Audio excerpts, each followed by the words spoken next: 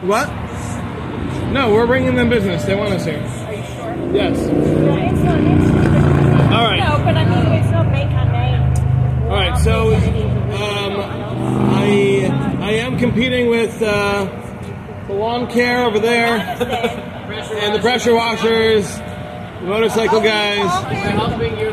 So, yeah, I appreciate that. All right. So. Yeah, but then when I look one direction, no one can hear from the other side. So. All right, so I am just going to ask if everybody could kindly keep their comments inside their heads, or say them to me. When you're talking to each other, nobody else can hear anything. So I'm happy to encourage conversation at 10:30. Class, yes. At 10:30. All right.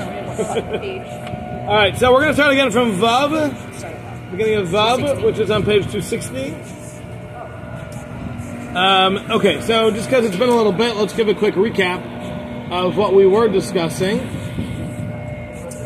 What we're talking about has been how the shefa that comes from the Torah is a shefa like no other, and that the ability of a person who gets that shefa is greater than any other person, and through the Torah, a person can attain the highest degrees possible of connection with Hashem. But we said this happens in two ways. First, there's the actual saying, the speech, the saying of the words, and then the second is the learning, the understanding, and those are two separate things. And he said each one can kind of uplift the other one. Now, we then went into the fact that you need to have certain prerequisites in order for this to work. In order for the Torah to bring down that shefa, we have to have two things. He said the first was the awe, the fear, the recognition of Hashem's greatness, and our... Self-growth. What? Self-growth. Well, no, Yira. No, the second one. Well, we're not up to the second one. We're up to the first one. So the first... I know, it's hard to hear. It's trying to be tough in class. The first one is the Yira. It's the sense of awe, of recognizing the vast difference between the level of Hashem and the level of a human being. And that sense of awe and being inspired by that is what can allow the Torah to bring down that shefa. Without that, the shefa is not going to come. That's number one. Number two is Tikkun HaMaisa, and that's what we're up to now. That's what we're going to talk about today. So here we go. Vav. Atnai Hasheni. The second condition that we said in order to receive the shefa that the Torah has to offer, Tikkun HaMaisa. It is making sure that the Torah is rectifying our actions, our deeds. We didn't do this yet?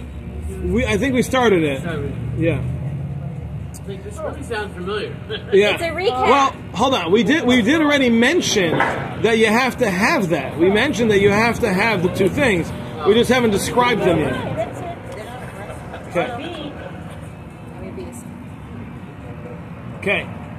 So, Kihine. Time. I have water. Good job.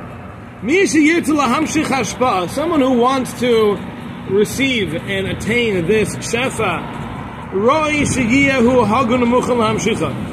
it's appropriate for him or her to be prepared, to be worthy of having this shefa incorporated into them.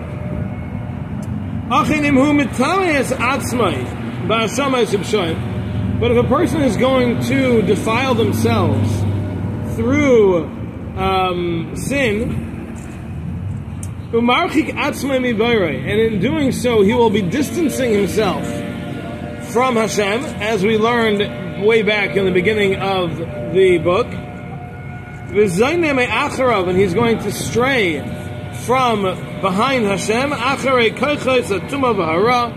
and instead he's going to follow the powers of Tumah, as we mentioned. We learned all about those. and the guiles of evil in the world. Vadei she'amar ba, it is certain that it will be said about him, V'larasha amar lekim malacha l'saper chukay. To the wicked, Hashem says, what is it for you, or who are you, to speak in my statutes? Meaning to say that a person who is not incorporating the Torah into his actions, and he's simply using Torah as an academic exercise, and is not incorporating it. Maybe they enjoy the learning, perhaps, and they involve themselves, and they can learn, and this, that, but if they're not creating positive change in their actions through what they're learning, then that learning is not going to bring down any shefa. That's a prerequisite for allowing the Torah to inspire and allowing the Torah to influence you. If you're not going to allow it to influence you, you're not going to get anything from it. The shefa is just not going to be there. So again, as we learned, a person can simply speak the words of Torah, even with no understanding. Just saying the words of Torah itself is able to bring the shefa. Certainly with even a small degree of understanding, that shefa will come. And certainly if you're actually learning it, if you're understanding it and you're working on it, the level of shefa is unparalleled. But all of that is not going to happen if we're not trying to change who we are, if we're not trying to become better people, we're not trying to change our actions and make sure that we are living the life that we're learning about, then it's not going to have an influence. It's not going to make a change. Okay? Yes? Yep. Okay. Is that an all or Very nothing? nice for Ella. I'm sorry? It's just nice for Ella, that's all. Yeah, and El, all the other times too, but El as well. Okay. Is that an all or nothing? Is it an all or nothing? Okay, that's a good question. Is it an all or nothing? So, the way it works, as we mentioned, is like this. If the difference between getting it and not getting it is all or nothing. You're either getting it or you're not getting it. What you need to do to get it is very minimal then. Now, once you've passed that threshold of what you do need to do, that minimum, then there's a scale. But just to get from 0 to 1 is not a big jump. But 1 is already something and 0 is nothing. So at the 0 to 1 stage, yes, it's all or nothing. So if a person doesn't have this, a person is learning without any intention of incorporating this to change themselves, without trying to make any kind of improvements within their own lives based on what they're learning, they're not trying that, there's going to be nothing. There's going to be no value to what they're doing. It will not create that shefa, will not create that pipeline from Hashem.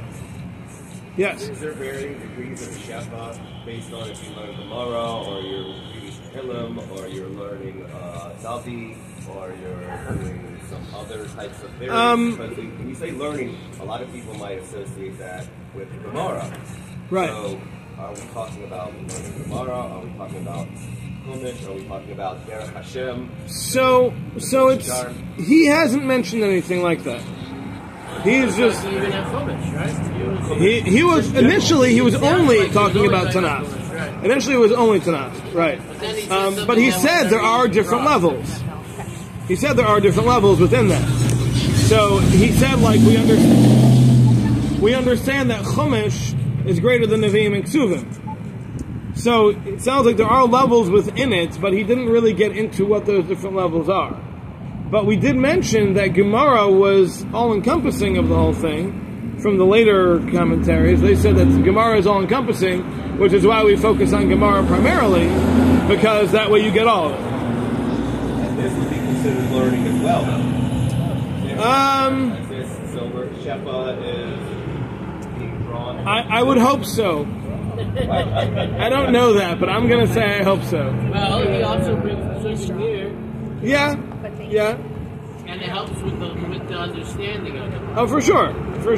So I hope the answer is yes. And like Musar, learning Musar, that's gonna be a catalyst or an impetus for positive change. So to think that positive change is the goal. I mean, it's a very old debate if Musar is called Torah. The consensus seems to be that it's not, but it's a necessary prerequisite. So, you know, in Lakewood, Rav Aaron had Rav Nassim giving his vadim outside the Beis Medrash. Yeah. So, you know, it seems that it's not considered Torah, but there are psukim involved and things like that. So you need to hopefully take that into account, that that's part of why it is considered learning. But I think the overall concept of Musar in and of itself is probably not considered Torah.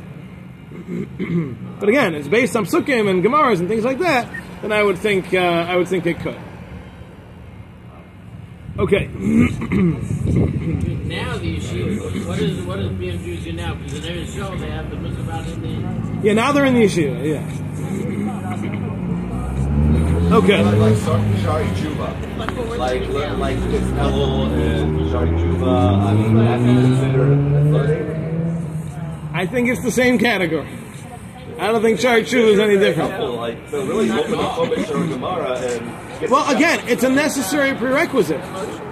You gotta have it. You gotta have Musar. You gotta have that character development worked out, or all the learning is not going to accomplish as much. And there's a famous... it's like saying cooking isn't eating. It's not, but it's a necessary prerequisite for eating is you got to cook. Right? So Musar is a necessary prerequisite these days. More than that, there's an element that there's a famous thing where I forgot which Rabbi was with. And somebody came to him and says, "I have no time to study." So he said, and then he said, "Well, if you just study this book for a little bit." The guy said, "I have 5 minutes a day to learn. Right. Should I learn Gemara or should I learn Musar?" So he said, "Learn Musar, and you'll realize you have more than 5 minutes in your day." Yeah. So exactly, it's a necessary prerequisite, because if a person simply sits with the Chumash and reads all day, which there are people who do that, that's fine, but you're never going to get the value. You're never going to understand it. You're never going to get any deeper. You're never going to be able to get the shafa, because if you didn't learn this, you're not going to know that you also have to make some changes, and you also have to learn other things, and you have to spread it out. We learned all of that. If you didn't learn Musar, you'd never know that. So you have to have all of that. So it's a necessary prerequisite. Is it in and of itself Torah? Again, I think the general answer it's given is no, but it's still necessary prerequisite. In yeshivas, they have a second Musar Seder during Elul, right? They have one all year every day, and then during Elul there's a second Musar Seder. Not a second Chumash Seder or Gemara Seder, there's a second Musar Seder. Why? Because without the Musar, you're very limited in what your learning is going to do for you. So, it's necessary.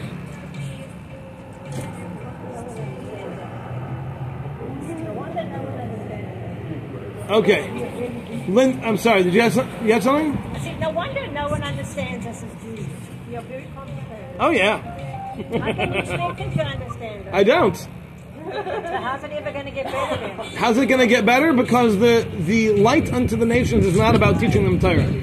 Being a light unto the nations means being the example of what it means to live a moral and ethical life. And if people can be inspired by that to do the right thing, then we've accomplished. We're not only are we not encouraged to teach non-Jews Torah, we're not allowed to. I thought so. Not allowed to. Yeah. It's for us. It was given to us for us. So I've had to ask Rabbi Slatus, because at times I have people at classes. I'm not Jewish. What am I allowed to continue teaching? You know? What does he say? He says, as long as you're... Yeah. He said, when I was teaching my first few years here, Yeah. I was not Jewish. Yeah. You still do. Right? Giving tzedakah, so that's going to generate shefa? Mitzvahs. Mitzvahs do, yes. Yes, they do. But again, they're not the same level as Torah. Torah is the highest level. So when you say Torah, you mean learning. Learning, like he said, everything. Learning Torah is Torah. Learning it intellectually, but applying it behaviorally. Again, let's get organized here. Last time, I know it was a while ago, but last time we learned, there are two elements to the learning. One is the speech, and one is the understanding. Those are independent of each other. Either one accomplishes on its own. Now, in order for that system to come into play, you have to cover two prerequisites. Number one is the yira, that's what we learned about the last class, is the awe, the understanding of the value of what you're doing. And the second is what we're learning about today, and that is that there has to be a sense of improvement, of change, of action that's being brought in through this in order for that shefa to come to play. So there's two parts of it, and there's two prerequisites to get it to even start. Is that organized for you? Okay, good. Okay. All right. Okay, so let's continue here. V'chein amru chazal, and our sages told us, Kol hamalamed l'talmid she'enei hagun. Someone who teaches a student who's not appropriate, he's not right, Ki'ilu zayrik evel markulis. It's like throwing a stone at the idol called Markulis. Markulis was an idol that the service of Markulis was to throw stones at it. It was made by piling stones in a pyramid shape, and then people would serve it by throwing more stones at it, adding to the pile. That was the service of this idol. So, if a person thinks they're degrading it by throwing a stone at it, they don't realize that they're actually doing the exact opposite. They're actually serving it, right? So they might think of doing something terrible to it, but the reality is you're actually doing the highest honor for this thing, right? So it's the same thing. A person who is going to teach this student who's not the appropriate student because he's not trying to make any change, he's not going to make any progress, he's never going, he just wants the intellectual part of it, he doesn't ever want to grow, he doesn't ever want to change, he doesn't want that shefa. Teaching him is doing the exact opposite. It's the opposite of accomplishing. You're ruining it. You're making things worse. So that's why our sages say that teaching such a student is actually the opposite of what you're trying to accomplish, is what's being accomplished. V'hine, each kazeh, such a person, v'adai she'tayrasei le'tamshich min ha'ashpa she'zacharnu shum madrega klal. Certainly, the Torah of somebody who has none of this, a person who's not trying to make any positive change, will not bring down any shefa that we have been mentioning at all. Fine. Little late there. But we're glad you're here. Yes. My life. I didn't mean to scream in your ear. All right, so that's the idea. So this is a tough call. It's a tough call, and we'll see why in a minute. But we have to understand there is such thing as it's not good to teach someone Torah. Now, normally we think, what do you mean? This is it. This is the basis of everything. This is life. How can that not have a positive impact on someone? This is how it can not have an impact. You have people who have made up their minds that they know what they're doing, and everything they learn is going to remain external. It's going to remain intellectual. It will never change them, and they're set on that, and they're committed to that. Those people should not be invited in. Those people should not be taught, because that's accomplishing the opposite. It's making it worse, and it's actually a complaint against the teacher.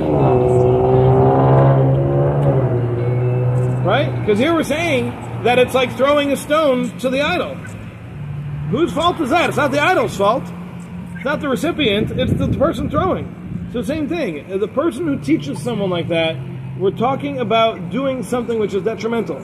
So not only is it not encouraged, but you should discourage it. You should not be teaching such people. Now, it's rare, not common to find such things, and we're going to learn a little bit more about it in a minute.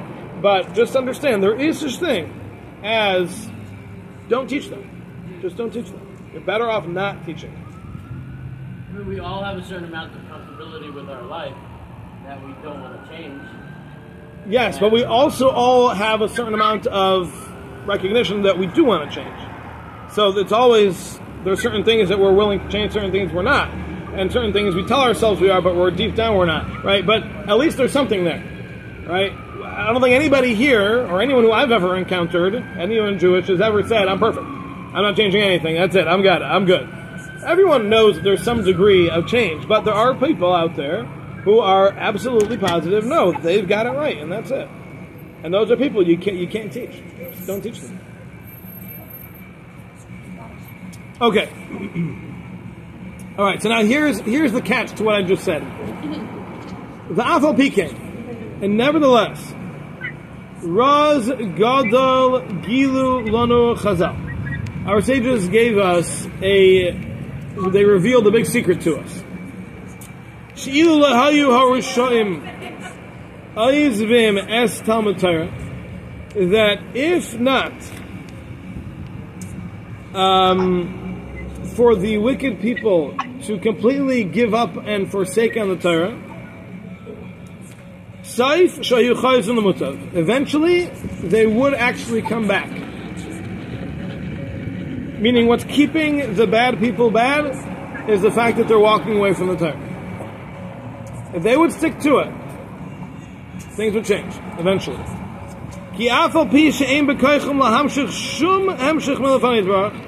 Because even though they have no shefa at all coming to them from what they're learning. Again, these are the wicked people. There's no shefa coming to them. Kimash Zakarnu, as we've already mentioned. Kvar divrei haTorah ba'atzmam mekudoshim v'omdim. Nevertheless, the words of Torah themselves are intrinsically holy. Mitzad atzmam, from themselves, from within. Ad shebahasmid ha'esik b'hem, to the point that if a person is going to consistently be involved in these words of Torah, yagia mehem pam achar pam katzas yisayris, then little by little there will always be some degree of inspiration that will come down to this person. Ukmay demus ha'ara katana shebektana, it's like a teeny light, teeny tiny bit of light. Ela esik bam, to those who are involved in it. Shesayf sayf tigbar alav, that eventually this person will be overcome by this light, and it will bring him back to the right path. Pretty fascinating. So here you're talking about somebody who's making sure that they don't have the prerequisites, so they're definitely not getting any degree of shefa. None of that's coming down. Nevertheless, the Torah is itself intrinsically holy to the extent that simply saying the words over and over, being involved in them on a regular basis, hasmid, regular, constant, consistent, with that, eventually it will make a difference. Which means, remember, until now we've always been talking about the shefa, that pipeline that's coming down from above. Here we're saying there's none of that. That line is closed, sealed off, nothing coming from above. But instead, this Torah is coming from within, in and of itself. And that itself is what's able to influence the individual. So it doesn't need to come from up there. It's coming from the Torah itself, from down here. And that is so powerful that little by little, it is going to be able to affect a change in this person. And it'll bring him back. Pretty interesting. But they have to be doing something. Again, to change something. The hasmid ha'esik b'hem. There has to be a constant, consistent involvement in the words of Torah. That consistent exposure over time will change a person.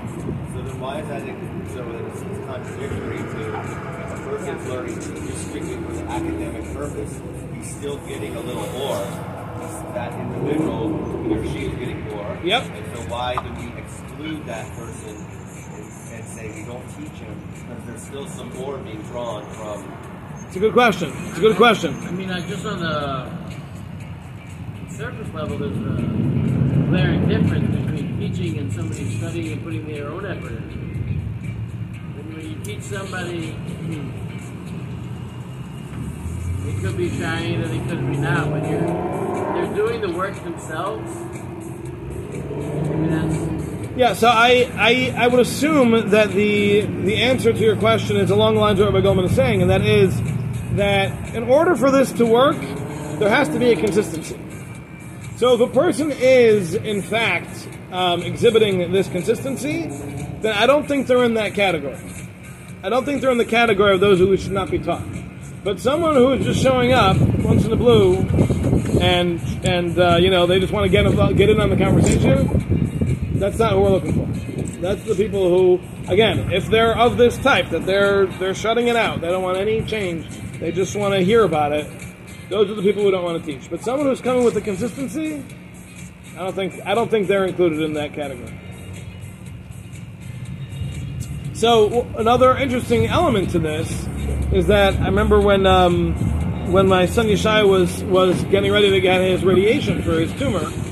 So the the radiation oncologist explained. He said the way we do it is that we will shoot the radiation in from a lot of different angles, all at the same spot.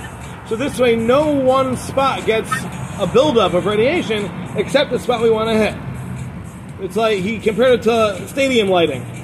The way stadium lighting works is that you got a whole bunch of different lights in all different places, and the only place that's lit up is where they're all hitting together. But all the places in between, there's very little light. So the stands, the bleachers, those are all going to be pretty dark. But the actual field is going to be bright, because when you combine all the different lights, that's where the progress is. That's where you see it. So I think it's the same thing over here. When you're dealing with this teeny light that's coming through every word of Torah that this person is experiencing, there's a buildup that you won't even see at any given point.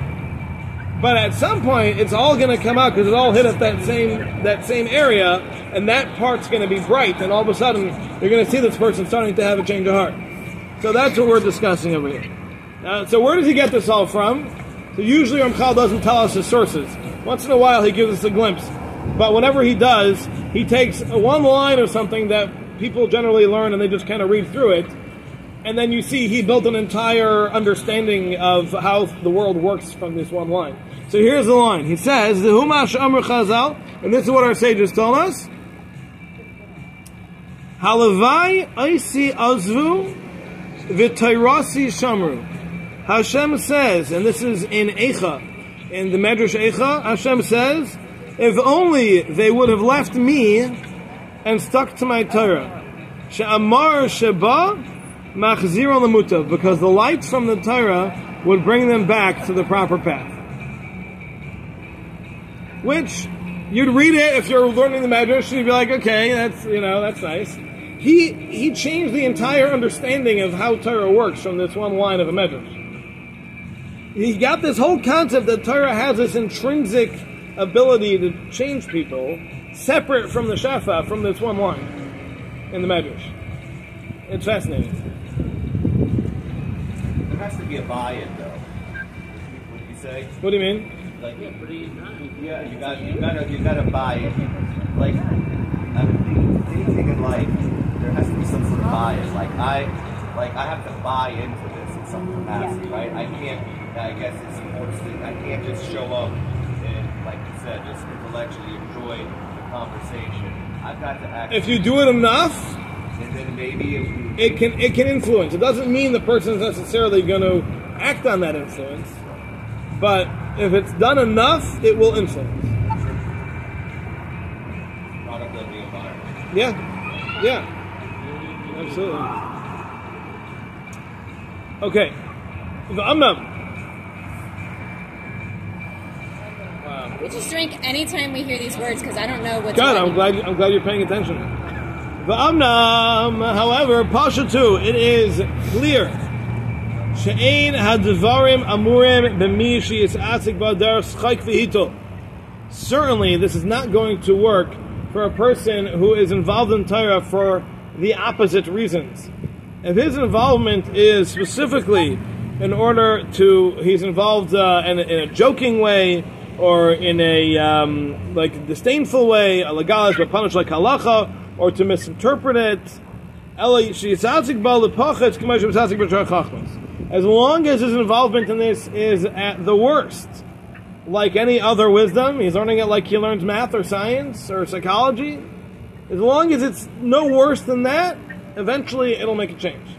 But if it's worse than that, if he's learning it for a negative reason, he's learning it to make fun, he's learning it to misinterpret, he's learning it to, disprove the rabbi, things like that, then it's, no matter how much you do, it's not going to have any positive benefit. Zero. But if it's just parv, it's just plain, you're just learning it like you learn any other thing, like you watch the cooking show, right? You watch the Torah class, right? So if there's at most that, if that's the worst you're doing, eventually it will create a change if there is the consistency. All right, let's finish up here. However, someone who will sanctify themselves and purify themselves in their deeds, meaning that they're going to make change, they're going to allow the Torah that they're learning to be incorporated into who they are, and to make some changes in the way they live their lives. He will be able to bring down this shefa through the learning that he does, based on the degree of his preparation for allowing the shefa to come into him. And the more he prepares himself for this shefa, so to that degree will the level of the Torah and the shefa that comes from it and the power that it comes with will also increase. And this is why we find that in the earlier generations, the great sages, the Torah would crown them with tremendous strength and ability. It would give them these great lofty levels and honor. We don't find that in the later generations. And mind you, this is Ramchal talking a couple hundred years ago, right? So certainly this is true today. The difference is that in the earlier generations, they prepared themselves for the shefa in a way that the later generations simply did not. And the Gemara tells us about Yonasan ben Uziel, the Tana, that when he would learn Torah, any bird that would fly overhead would be burnt up. Because of the intensity of the Shechina's presence that was sitting on him through his learning. The intensity of the Shechina was so powerful that the birds overhead couldn't live through that experience. Now, I just want to point out that Chaim in his commentary here, he says, and this I've never heard before, I just saw this morning. He says that when it talks about birds flying overhead, he said it's referring to the malachim. He says that the malachim would be burned by it. What he says, what that means is that the level of kedusha that Yonasan ben Uziel was able to achieve in his Torah, the malachim themselves could never achieve, and they were burned by that experience. Because they saw a human being of flesh and blood with the Yetzer Hara, with physicality, with all the darkness and everything we learned about, that he was able to achieve a level of closeness to Hashem that the malachim themselves could never attain. Fascinating. But that's what we're dealing with over here. So he's saying, if you have the prerequisites, and you prepare yourself appropriately, and you use the Torah to change who you are, to change the way you act, to change the way you live, to change the way you interact, to change the way you view yourself, to change the way you treat yourself, all the different things, then you can have an unlimited degree of shefa that can come down and improve your life. But if you're missing the prerequisites, you're not allowing it to make changes, you're not treating it with the proper awe, you're not involved intellectually, you're not saying the words, if you're missing any of those things, it's not going to happen. It's not going to happen. Again, as long as you're not being anti, eventually it can create a change. But don't count on that. That's like, the 1% on the bottom. You don't want to be there. Even if you make it, you don't want to be there. So let's do our best, especially now during El, where we're trying to focus even more on our improvements. Let's all ask ourselves, what boundary have I set for myself that I've decided I cannot get higher than that? Because we all have them. We all have things in our lives that we've already decided that I'm not going past this line. Let's do it. Let's see if we can get rid of them. All right. Have a good one. Thank you very much, Robert. That was lovely.